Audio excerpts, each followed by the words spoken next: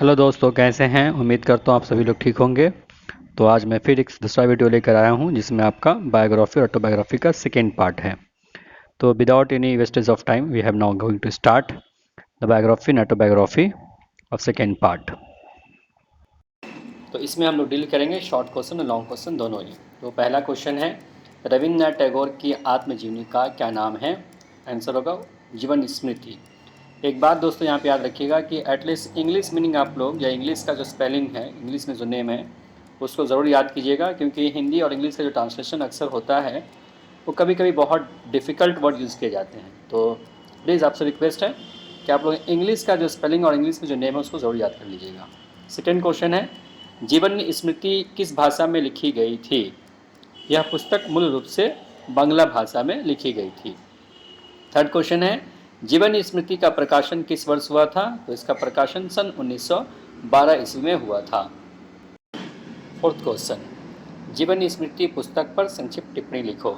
देखिए, पहले जो हम लोग लिखे हैं या क्वेश्चन शॉर्ट क्वेश्चन जो बोले हैं उससे भी आप इसमें ऐड करके लिख लीजिएगा और इसके बाद ये लिखिएगा, जीवन स्मृति महाकवि, महान साहित्यकार, नोबेल पुरस्कार विजेता रविन्द्रनाथ टैगोर के बचपन के विभिन्न घटनाओं का संग्रह है जो मूल रूप से बांग्ला भाषा में रचित है। इस पुस्तक का प्रथम बार प्रकाशन रामानंद चट्टोपाध्याय द्वारा पत्रकारिता पत्रिका प्रभाष्य में प्रकाशित हुआ था। यहाँ पे एक बात बता दूँ दोस्तों कि जो जीवन स्मृति वह पहली बार रामानंद चट्टोपाध्याय एक न्यूज़पेपर लिखा करते थे जिसका नाम था प्रभासी, उस पत्रिका में पहली बार छपी थी और फिर बाद में एक पुस्तक के फॉर्म में आया, रूप में 1912 ईस्वी में प्रकाशित हुआ। इस पुस्तक में रविन्द्रनाथ टैगोर के उस पहलू का वर्णन है जिसके बारे में सारी दुनिया अनजान थी। इस पुस्तक में रविन्द्रनाथ टैगोर ने बताया है कि उनका बचपन बड़े ही कठोर निर्देशन तथा अनुशासन में बीता। वे प्रकृति की गोद में अपने घर पर ही शिक्षा अध्ययन करते थे। वे अपने घर के खिड़की पर बैठे बैठे प्राकृतिक दृश्यों को निहारा करते तथा उन पर कविताएं लिखते थे। जैसे कि हम जानते हैं कि इनकी बहुत सारी कविताएं और कहानियां हैं। उनका मानना है कि बचपन में बालकों के ऊपर किसी प्रकार का कोई दबाव नहीं होना चाहिए। उनके बचपन में लिखी गई सारी कविताओं, छोटी कहानियों का वर्णन इस ग्रंथ में किया गया है। इस पुस्तक में तत्कालीन बंगाल के ग्रामीण परिवेश, पारिवारिक जीवन, लोगों की सामाजिक, आर्थिक, सांस्कृतिक जीवन एवं शिक्षा व्यवस्था का वर्णन बहुत ही सरल ढंग से किया गया है। यह पुस्तक वास्तव में उस काल के इतिहास के ऊपर भी नज़र डालती है जिसे रविन्द्रनाथ टैगोर ने अपनी यादों के रूप में लिखा है और यह इतिहास लेखन में सहायक है।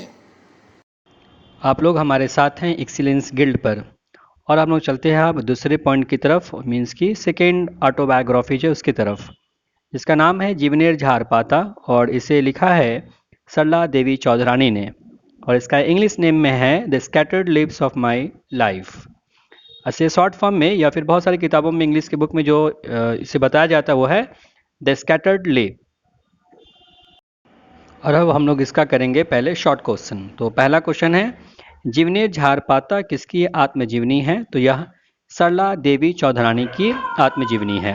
क्वेश्चन नंबर 2, सरला देवी चौधरानी कौन थी? तो सरला देवी चौधरानी स्वर्णा कुमारी देवी की पुत्री तथा रविन्द्रनाथ टैगोर की भांजी थी। ये आपके एग्जाम में नहीं पूछा जाएगा, बट बस मैंने आप लोगों को याद रहे इसलिए मैंने आपको इसको क्वेश्चन में डाला है। नेक्स्ट है, जीवनेर झारपाता किस वर्ष प्रकाशित हुआ? तो यह आत्मजीवनी सन 1957 ईस्वी 1957 में प्रकाशित हुआ था। नेक्स्ट क्वेश्चन है इसका, जीवनेर झारपाता पर संक्षिप्त टिप्पणी लिखो। तो जीवनेर झारपाता लाइफ्स फॉलन लीव्स पुस्तक सरला देवी चौधरानी द्वारा लिखित ग्रंथ है। यह पुस्तक वास्तव में एक यादें हैं। इसे उन्होंने अपने जीवन के अनुभव को संग्रहित कर एक पुस्तक का रूप दिया। इसमें उनके बाल्यकाल का वर्णन है। उनके इस संस्मरण से हमें पता चलता है कि वह बेथुन कॉलेज से कला विषय से स्नातक थीं परंतु वह विज्ञान विषय लेकर पढ़ना चाहती थी। राष्ट्रता की भावना सरला देवी में कूट कूट कर भरी थी। पैराग्राफ चेंज करके फिर आप लोग आगे लिखिएगा। बंगाल के युवक एवं युवतियों को शारीरिक प्रशिक्षण देने के लिए उन्होंने एक अखाड़ा की स्थापना की। वह स्वामी विवेकानंद के विचारों से काफ़ी प्रभावित थी। उनका विवाह उनकी इच्छा के विरुद्ध कर दिया गया। उनका दाम्पत्य जीवन भी सुखमय नहीं बीता और 1923 ईस्वी में उनके पति की मृत्यु हो गई। अपने पति के मृत्यु के पश्चात उन्होंने देश सेवा के कार्य में स्वयं को लगा दिया। वे महात्मा गांधी के साथ भारतीय राष्ट्रीय आंदोलन में भाग लेने का वर्णन भी इस पुस्तक में की हैं। यह पुस्तक आधुनिक इतिहास लेखन के क्षेत्र में एक महत्वपूर्ण स्रोत की भूमिका निभाता है। एक बात और बता दूं दोस्तों कि आपने जो पहले 3 क्वेश्चन लिखा है उसे भी आप लोग इसमें आगे लिख लीजिएगा, तो ये फिर एक कंप्लीट आपका शॉर्ट नोट में इसकी संक्षिप्त टिप्पणी बन जाएगा। इसके बाद हम बढ़ते हैं अगले क्वेश्चन की तरफ। तो अगला जो हम लोगों का है वो है एक नेक्स्ट वो आत्मजीवनी ना होकर ये कलेक्शंस ऑफ लेटर है, जिसे पंडित जवाहरलाल नेहरू ने लिखा था और इसका है हेडिंग और इसकी जो प्रकाशन के नाम जो हुआ वो है एक पिता का पत्र उसकी पुत्री के नाम, और इंग्लिश में इसका नाम होगा letter from a father to his daughter, जिसे पंडित जवाहरलाल नेहरू ने अपनी पुत्री के लिए लिखा था। तो अब हम लोग इसका क्वेश्चन आंसर करेंगे। पहला क्वेश्चन है एक पिता का पत्र उसकी पुत्री के नाम क्या है। तो यह एक पत्रों का संग्रह है जिसे पंडित जवाहरलाल नेहरू ने सन 1928 ईस्वी में अपनी 10 वर्ष की पुत्री इंदिरा गांधी के लिए लिखे थे। उस वक्त उनकी पुत्री इंदिरा गांधी की उम्र 10 साल थी, तब उन्होंने ये लेटर लिखा था। दूसरा है एक पिता का पत्र उसकी पुत्री के नाम, यह कितने पत्रों का संग्रह है। याद रखिएगा दोस्तों, ये एग्जाम में बोर्ड के एग्जाम में पूछा गया कई बार क्वेश्चन को, तो याद रखिएगा ये 30 पत्रों का संग्रह था। टोटल 30 लेटर्स इसमें है। अगला क्वेश्चन है एक पिता का पत्र उसके पुत्री के नाम का हिंदी में अनुवाद किसने किया था। एग्जैक्टली पंडित जवाहरलाल नेहरू ने जो भी लेटर लिखा था वो इंग्लिश में लिखा था अपनी बेटी को, तो उसे बाद में जो है हिंदी में अनुवाद किया गया था, ट्रांसलेट किया गया था। इसको करने वाले कौन थे, तो हिंदी साहित्य के महान साहित्यकार मुंशी प्रेमचंद ने जवाहरलाल नेहरू के द्वारा लिखे गए अंग्रेजी पत्रों का हिंदी में अनुवाद कर उसे पिता का पत्र पुत्री के नाम से प्रकाशित किया। उन्होंने ये नाम दिया था, क्या नाम दिया था, पिता का पत्र उसकी पुत्री के नाम, जिसे पंडित जवाहरलाल नेहरू ने इंग्लिश में लिखा था और उसे मुंशी प्रेमचंद ने हिंदी में लिखा। अगला क्वेश्चन, पिता का पत्र उसके पुत्री के नाम संग्रह पर संक्षिप्त टिप्पणी लिखो।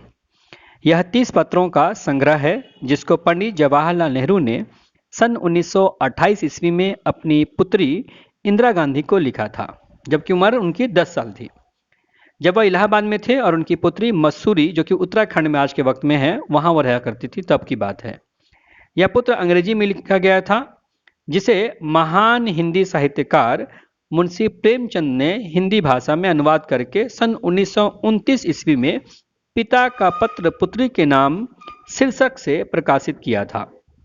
इस पत्र में नेहरू जी ने इंदिरा को प्राकृतिक इतिहास और विभिन्न सभ्यताओं की कहानी को बताया है। इन पत्रों में अतीत के भारत के साथ साथ वर्तमान के भारत की तुलना प्रस्तुत की गई है। साथ ही विश्व के विभिन्न सभ्यताओं की उत्पत्ति, उनके विकास एवं पतन की घटनाओं को कहानी के माध्यम से बताने का प्रयास किया है।